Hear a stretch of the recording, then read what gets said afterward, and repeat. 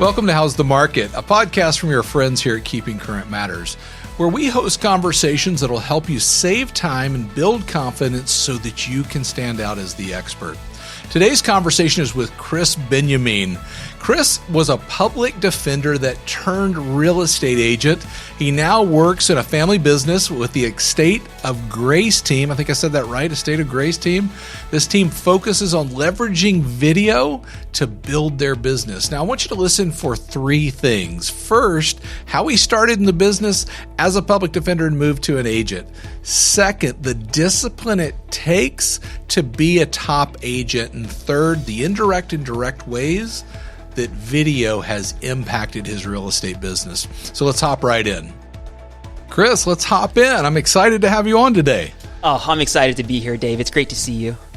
Well, you and I have known each other for a couple of years now. I think if folks don't know who you are, I would suggest you follow Krys on social. He is an agent that you want to follow. And Krys, I'm excited for you to be on the podcast. And I want to kind of hop right in because I think you've got a brand out there. People have seen you and seen some videos you've done. And I want to talk a little bit about the market and how you make videos, how those videos translate into business. Let's talk about that. Let's talk about some mindset things. But I got to start here, really. I don't know if most people know this. You come from a family that's been in the real estate business. That's right. But you went to school, became an attorney, a public defender, found yourself into the real estate business. I got to hear that story. Yeah, that is the short of it, to be honest. So my family has been in real estate since 1989. Mom and dad immigrated from Egypt to Southern California in the mid-'80s. They did a lot of odd-end jobs until they stumbled into real estate. And you've met my mom, I think, Naheed, multiple times. Very charismatic, very energetic, and a killer real estate agent. So she got into the business 1989, was killing it pretty early on and remained on top for years. And what's funny is right after college, before law school, my father suggested to me, why don't you join us in the business instead of going to law school? I promise you make more money. And I kicked the idea around and I told my mom and she lost it.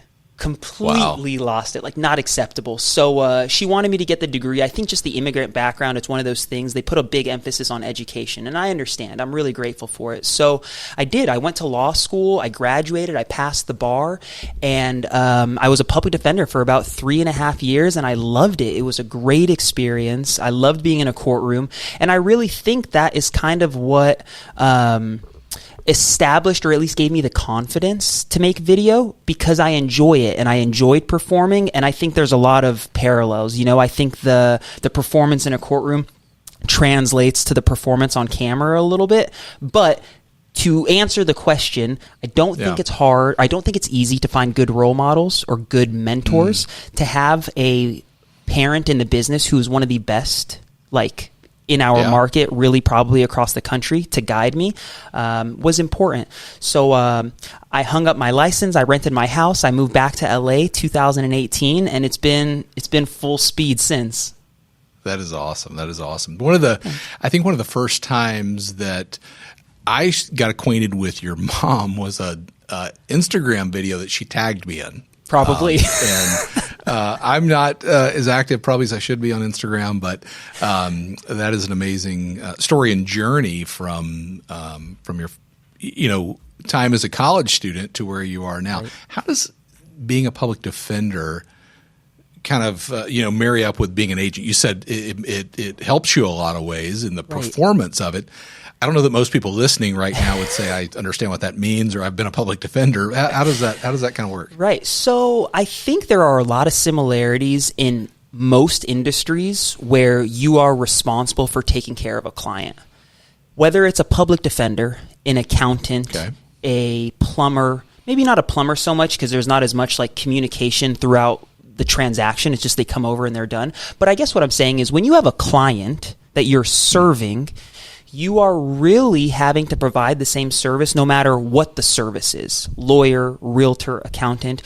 You got to take care of them, and you really got to put their their feelings, their motivations before you. So I think the service part was identical. I think serving the client, putting them before you is consistent across the board. I think what is different is the stress. As a public defender, I was carrying people's freedom like on my back. And don't get me wrong, I'm not working magic. If you're guilty, you're guilty. I'm just trying to make sure that you don't get hung. However, it's a lot to carry on your heart when people are going away, even if they did deserve it. I think with real estate, we're dealing with people's finances more often. We're dealing with people's home, which is still extremely significant, but I don't think it's the same gravitas as their freedom. So I do kind of like looking back, because when I feel stressed out over a transaction, like somebody lost the key, I have some perspective. They lost the key, but their family is still safe at home, so to speak. Right. So that's a huge point, right? It's putting into perspective what we do, and I get the point of that. I appreciate you sharing it. Absolutely. So you're in LA. You're making great videos, and I think if most people know Krys Benyamein, they've probably seen a video that you've done. Amazing stuff. Let's back up from there because I want to get into that in just a minute. So talk about getting in the business 5 years ago, roughly, right? And what that was like, and how's that progressed to where you are today? It's a great question, and I feel like so much has changed for me in the business over 5 years, and even with great mentorship, I wish I would have known some of the things that I knew today, because it would have allowed me to get where I want to go a little bit faster. So what I mean by that is, and really how this began, was 2018, and I think that's when you and I connected.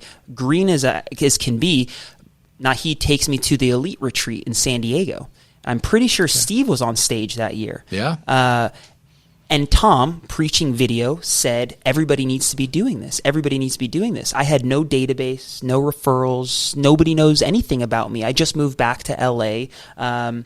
What can I do to get in front of people?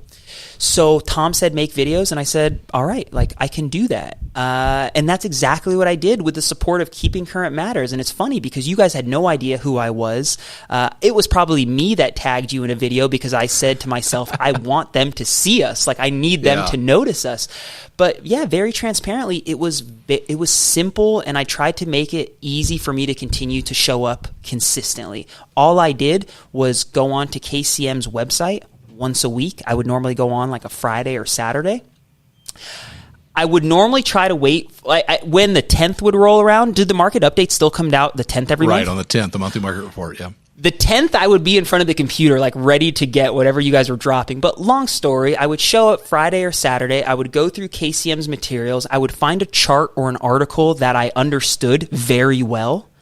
I held it on a piece of paper. Right. I just put it next to my face. I don't know if you remember these videos. I remember those. I do. Now that you're saying it, I do remember that. And I just used to talk and point at the screen. And that's all I did. This is before Reels. This was before any of that. And it was just what I felt like I could do consistently. It was cheap. That's awesome. It was basically free. And I did it until I built the muscle.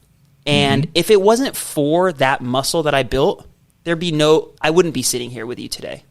100% point to those things that I did 5 years ago that have brought me to opportunities today. You just never know who's watching. Right. And I think your point, when you said it, I had forgotten about those videos and the ones that you had made, because I think even in the last year, technology and platforms and the ability to broadcast ourselves has, grown by leaps and bounds. But I remember those videos, and it was such an example of taking something that's you want to do and just doing it, right? Not waiting for the right time or the right thing or whatever. You just did it. So you've obviously graduated that. You're making a lot of different kinds of videos. What have you seen? What have you learned, number one? But what do you see as far as the impact that's had on your business? The impact that video has had on my business has been tremendous. Some of it measurable, some of it not measurable at all. And what I mean by talk about both of those, the measurable part and the not measurable piece. Absolutely. So the measurable component is the piece that I can figure out how many conversations are beginning on a social media platform based on a video that I've posted or based on something that I've posted. When I look through our analytics for 2021, in 2022, we were at slightly over 40% of all of our business starting, but I have to put an asterisk by this, starting on social media. That doesn't mean that 40% of my business came from a stranger. I understand, yeah. Came from my sphere, but the conversation wasn't from a call. It was from a DM.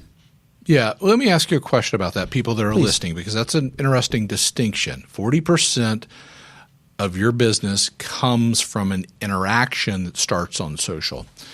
If you're not on social, what percentage of that business do you capture versus lose?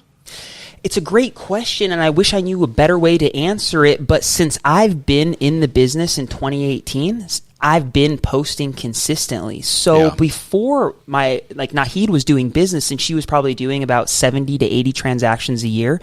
Most of that was past client referrals, but it was based on her actively outbound selling, calling to follow up with people, checking in on people, doing pop buys, doing events. We're still doing all of those things. What I am finding, what we are capturing that I don't think we were capturing before, or we are capturing it more quickly, is the friend of a friend who is coming directly to us as opposed from the person who I helped giving me their phone number. Because 10 years ago, Dave has a friend who wants to buy a house. Dave gives me the friend's phone number, or Dave gives the friend the phone number, and they call me. Today, the friend sees me post a picture of you and I on Instagram with a big smile on your face that says, I got a house. You haven't talked to this guy since high school, and now he's in my inbox saying, how do I be like Dave? That's awesome. And That's that has really been the good. power of where the conversations have began. That's awesome. I appreciate you breaking that down the way that you did. What are some of the ways? So that's a direct connection example. Right. What are some of the indirect benefits, or some of the ones that you go, hey, this has done this for me, which indirectly or in a way that you can't measure has helped my business? Significantly. Social media and video content has helped my business indirectly tremendously. Number one, the relationships and the connections. I can point very specifically to multiple transactions, multiple families that I got into a house because the listing agent knew who I was from a video because we're in the same market. When I'm scheduling a house to show and I give them my name or I text them, I had a guy call me and was just like, are you really showing my house or are you making a video? Can I be in it with you? Accepted my offer. That's awesome. So those things, I guess I can kind of measure it, but I think it is an immeasurable component, is that it's building credibility in my ecosystem, in amongst my peers, that is helping me help families. The other thing is my brand. It's really helped catapult my brand. As a result of making content, as a result of using your resource, KCM has given me a platform. If I wasn't using your stuff, I don't think I'd be sitting here with you today, because I believe in what you guys are doing. I think that's an indirect consequence of making content, right? Like, I'm never going to sell you a house, Dave, but you have helped me connect with more people, and I thank video content for that. I was on the stage of the Tom Ferry Summit, and I don't think he put me on the stage because I was making content, but I climbed Mount Everest and I posted about it the whole time. Tom knew about it because I shared it on the internet. I think that's social media. That is awesome. How do you, because I want to get in, you just mentioned that. You kind of slyly put that in there that you climb Mount Everest. Not like that's like a big deal, you know? So two things. How do you show up and make videos and build that brand on the days that you don't want to? 100%. And did you learn that climbing Mount Everest? Because I got to think that doing that is a huge task. And tell us about that, because I want to hear more about it. Absolutely. So to answer the first question, as far as just showing up to do it, the hardest part, in my opinion, about where I am today making content and trying to help other agents is that they don't feel like they can relate to me anymore because now I have a fancy microphone in my face. Yeah, right. Now I have Joaquin and Emilio in the corner helping me with production. I got a camera sitting here that's not an iPhone.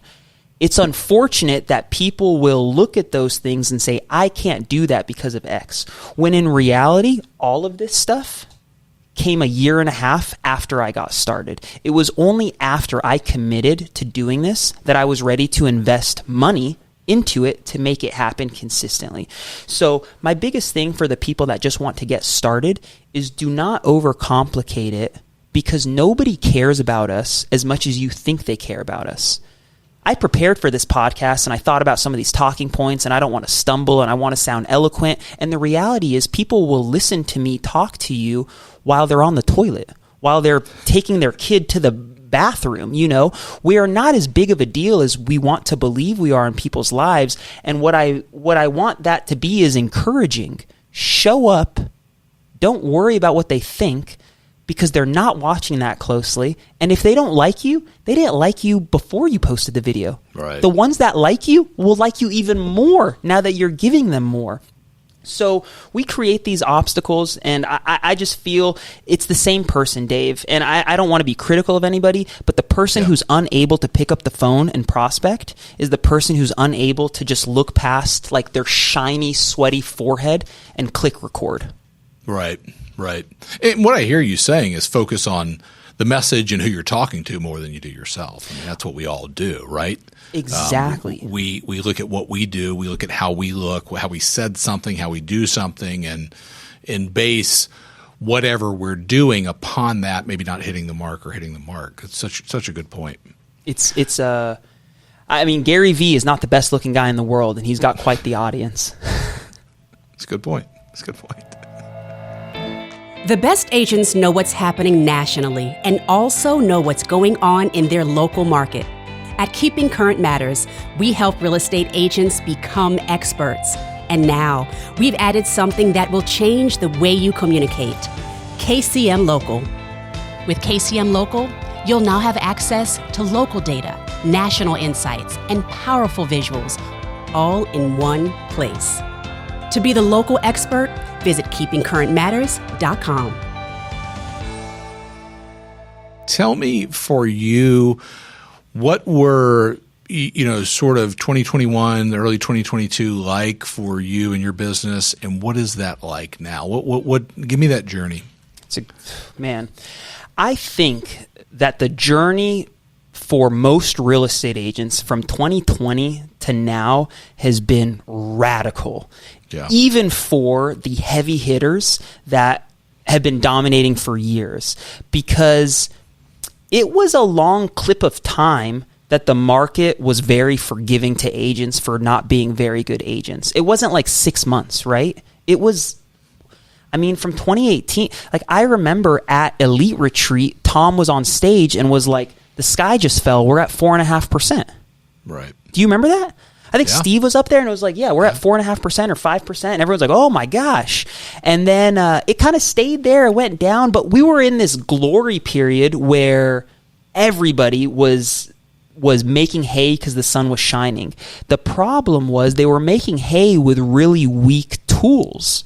They were making hay that was like just falling off. I don't even know how people make hay. It was just like made for us already. Right. Because we weren't doing the actions that I think we have to be doing in order to build this business in the big picture. So I give you some tangible examples. Okay. During COVID, we did not have to spend a lot of time showing people a gazillion houses. Or actually, let me say this. During COVID, we did not have to spend the time that we needed to coaching a client through the process, because if they were not ready to transact, we were off to the next one, because the market was moving so fast that if you weren't ready, there was 7 people behind you that were prepared to make an offer on that house. So I love you, but like there's an urgency going on right now. Right or wrong? That was just sort of the market that we were in.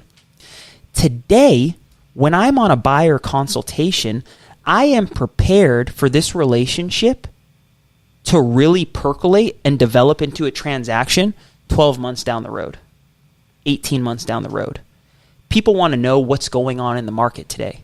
Am I better off waiting 6 months? Am I better off waiting a year? It's not like I'm getting some smoking deal or something. So it's like, why am I really doing this? And that has drastically shifted the way that we're communicating and the way that we meet with individuals, because there was a hastiness to the market before.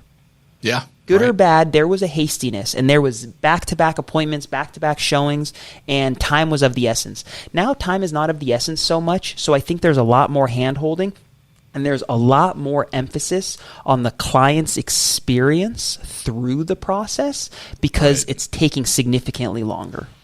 You just mentioned a key point there, the experience, right? All of that has to do with the experience. The market is moving fast. You got to get in, you got to transact, you got to move on, not the market of today. What are things that you and the team are doing today as an example of that you weren't doing 24 months ago? Absolutely. So one thing that we are doing today that we were not doing as consistently 2 years ago, was the buyer consultation the way that we have it structured today. So I don't mean to get lost in the weeds of fancy PowerPoint presentations. I just mean role-playing, dialoguing, practicing how I'm going to articulate to the consumer on the first Zoom consult what this is going to look like from qualification to closing. Yep. Now, during COVID, don't get me wrong, we weren't throwing people to the streets, to the wolves, to figure this stuff out on their own, but that information, I think, was fragmented. I'm giving it to you here in front of the house because the agent said that if I didn't see it in the next hour, we weren't getting it. You know what I'm saying? So I think that sort of like presentation of information has been slowed down, which is really good, which is I'm very grateful for it. Another thing that I'm doing today, I was doing it in the past, but I am emphasizing it more, and there's a balance, is people take time to percolate. People take time to transact. I am okay with meeting with somebody who has bad credit because I know that they're going to buy in a year and a half. Yeah. So don't kick the person to the curb who has a 500. Figure out how to get the 500 to a 620, and it might not give you a check today, but this person is paying me in 18 months. I think it's important for agents not to lose sight of the pipeline and what you're really trying to build for the big picture. Right. It's a great point of just planting seeds for the future where, to your point, making hay or harvesting all those seeds at one time in 2020 and 2021. With you, Krys, your business, your brand, what do you say to an agent right now that says, I want to stand out in this market, through a different consult, through a unique video, through building my brand? What do you say to somebody, even somebody that's like, I don't know if I can in this market? Right. That's a great question. Do you want to know how you stand out in this market? Yeah. You show up consistently. Yeah. You show up consistently. You don't buy a fancy camera. You don't buy like a fancy Mojo dialer system to call 3 people at once. You don't subscribe to 1 million resources. You do a handful of small daily actions with disgusting consistency, with religious type commitment, and you will stand out head and shoulders above everybody. Because I promise you, that lead that you called, that you said you were going to follow up with, so did 3 other agents that just cold called them. And I bet you nobody dropped off the package at their house the way they said they would. Right. Nobody. So you want to stand out? You want to make videos? Don't blow your marketing budget on one video. Don't spend one day on one great idea. Spend a day making 30 videos so that you can show up every single day consistently. Because what I've discovered in this game, in life, is that people will give it their all for a week, maybe. Right. 2 weeks for the resilient. 3 weeks for like the ones that are hungry. Maybe a month. 6 months. How many people are doing things for over a year? Yeah. The same action. I know agents are in the business for 30 years, but like how many people do you know have sent postcards for one house? It didn't give them a lead, so they stopped. Yeah. I think that point you just mentioned, a postcard. Here's what it came up in my head. How much time did you spend even on that postcard? Because I talk to agents across the country that are KCM members, maybe that are not KCM members, and focusing more on that. But what maybe in that case what it looks like, or you mentioned all day on a video or whatever it is, versus the discipline of getting it out. People are missing the mark. It's because it's easy to believe that people care more about what color blue lights you placed behind you than the content that you're delivering. We can only make so many good decisions in a day. Mark Zuckerberg, Steve Jobs, two of the most brilliant minds ever, wore black t-shirts every single day. And they didn't wear a black t-shirt because they thought it was fashionable. They wore a black t-shirt because they had decided that if I can make one less decision about what I have to dress, I can apply that one decision to something important in my business.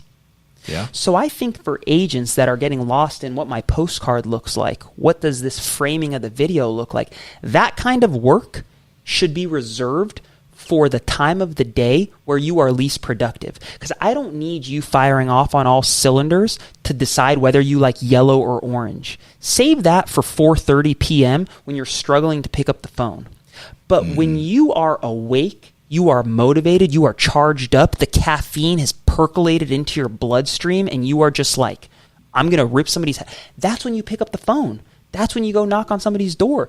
That's when you send the text message campaign. That's when you do the parts of the business that are going to really move the needle forward, because in 5 years of posting videos, I've never had one person say to me, I love the font you selected. I love the yellow that you picked. That's a great hue of yellow. Give me a break. Yeah. It's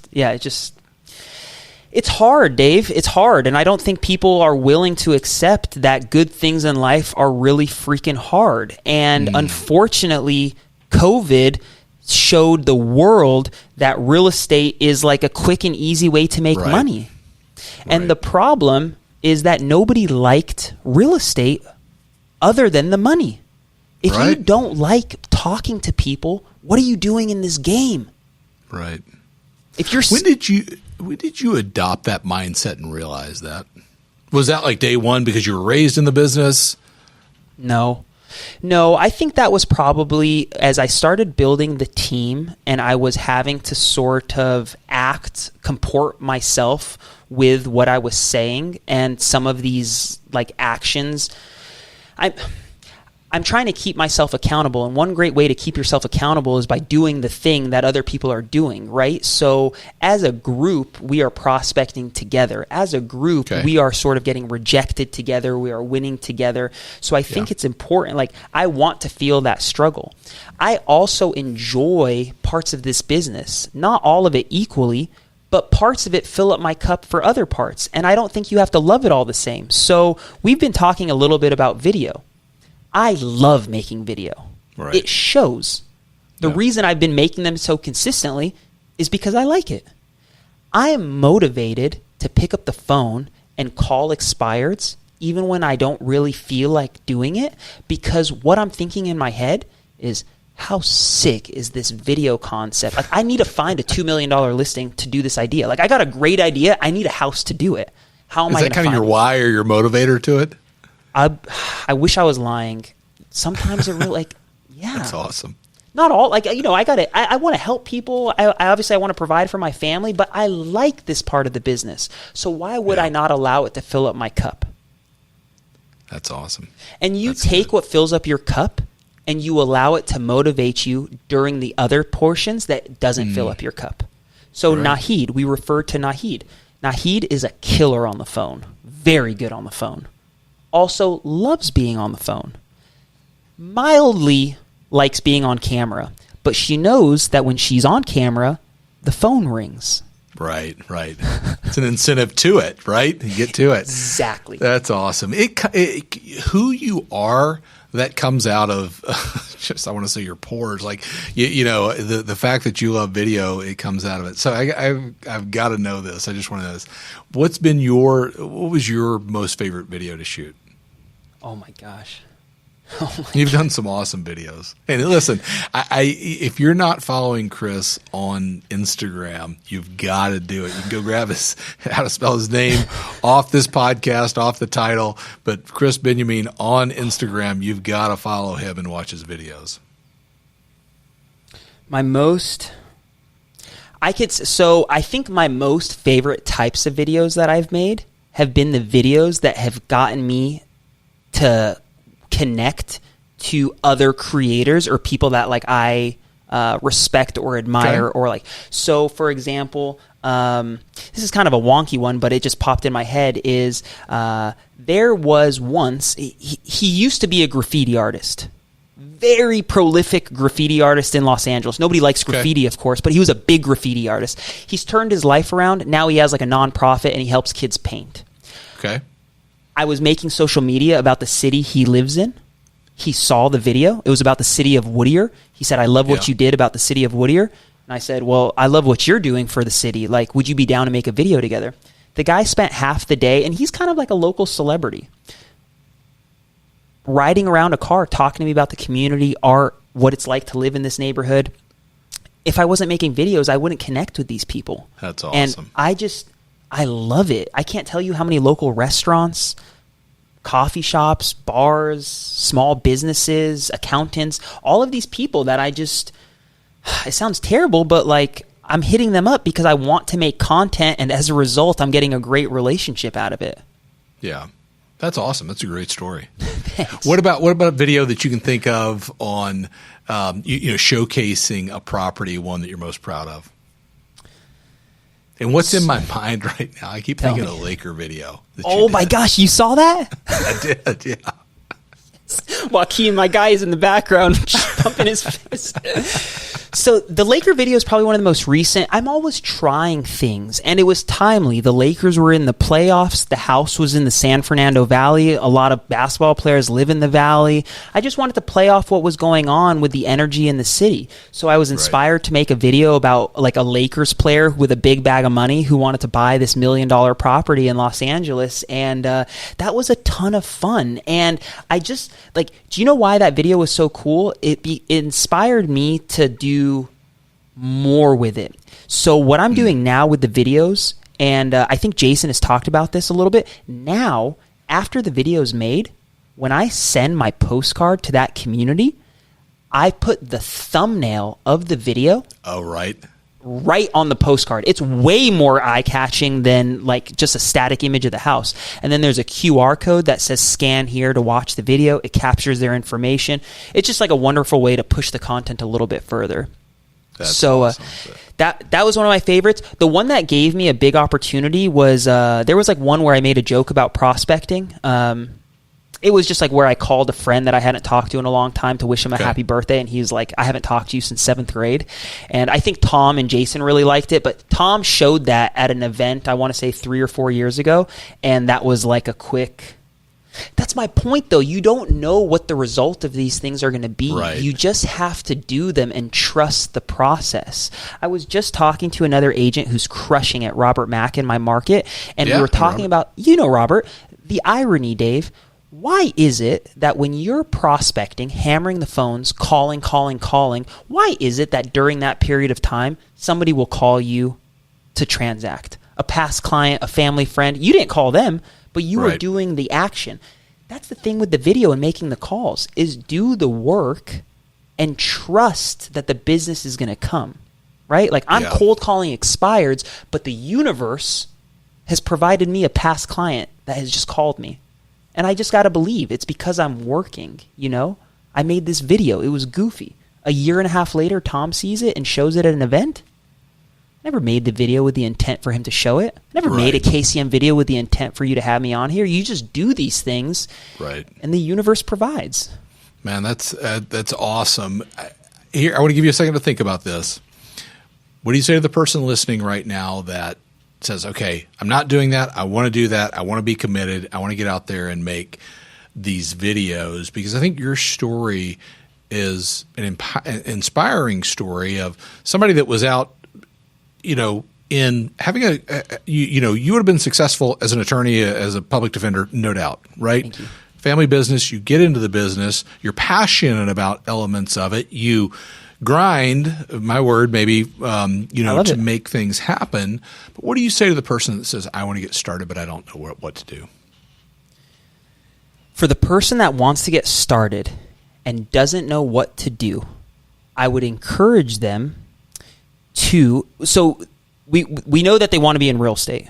Fair? Right. That's like the premise. This person They are. Yeah. They are in real estate. They want to get started and they don't know what to do. Sure. Like a new agent. So I would encourage them to set goals that challenge them, but that don't discourage them for being too lofty if they don't hit it.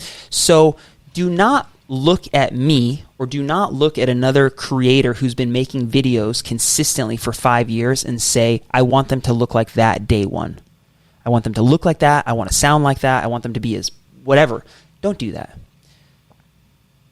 Decide how much you want to show up consistently and commit to it religiously. So early on, I said I committed to one video a week for a year before I felt confident enough to do more than that. Yeah. And the reason I didn't want to do more than that is because I knew once I decided to start, it wasn't going to stop. So don't make the decision to start until you know it's not going to stop. Yeah. So pick 1 day a week, 2 days a week, 3 days a week that you're going to show up consistently on video and make it non-negotiable. Batch record that content. Take 1 hour of your day, 2 hours of your day, record those 3 videos so they're done and they're ready for the following week. That would be one piece. And I would apply that same small goal to like 3 components of the business. So when I'm talking to new agents that don't know anything and they don't have any clients, they got nobody to check in with, I think there's really a couple things that they should be doing every day. Number 1 is prospecting. Set yourself a goal for how many appointments or conversations you want to have and make it a manageable goal.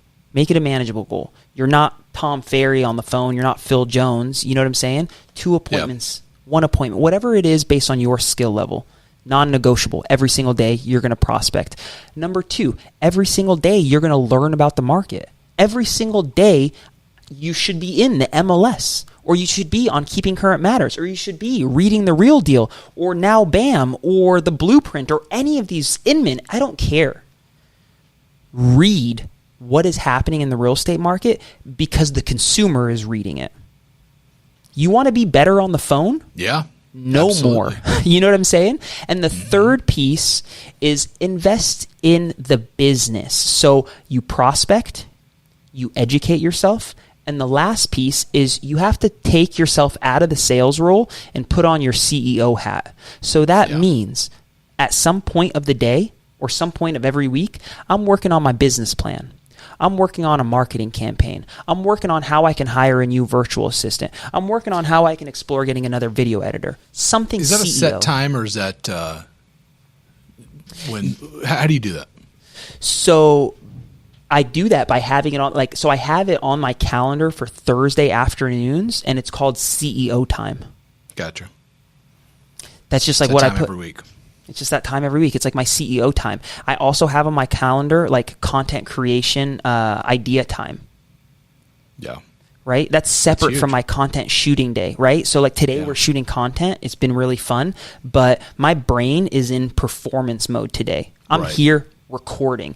Joaquin made a suggestion for a video and I was like, I don't have the bandwidth, man. It's not on the sheet of what we're shooting today. It's not happening because I'm just not it just compartments in your brain. It's a different part of the brain that creates versus performs for me. Yeah, I hear that. Krys, I am, just blown away with everything you've shared, but the takeaway of creating a goal that you can accomplish, that's what I heard you say, right? Correct. Put a goal out there, create a goal that you can accomplish, not to go out and shoot 500 videos or anything like that, but start with one and get out there and make it happen. I am super grateful for you joining the How's the Market podcast. We are grateful that you are a KCM member and grateful for you sharing your story. I'm really grateful to be here, Dave. I appreciate you guys a lot. Thank you for having me. Thanks for tuning into How's the Market. That conversation with Krys was amazing. I'm always energized when I talk to Krys and love interacting with him. You know, at Keeping Current Matters, we believe that everyone should feel confident when buying and selling a home. And this podcast is one part of our larger vision to change the way real estate professionals educate and serve their clients. So if you're looking for more resources to help you grow in your business, to stand out, visit keepingcurrentmatters.com. And if you haven't already, click the subscribe button so you don't miss an episode. And if you love our podcast, please share it with someone you feel could benefit from the information we share. That'll help our podcast grow, and so many more real estate professionals can win. Here's to your success, and I look forward to seeing you next time.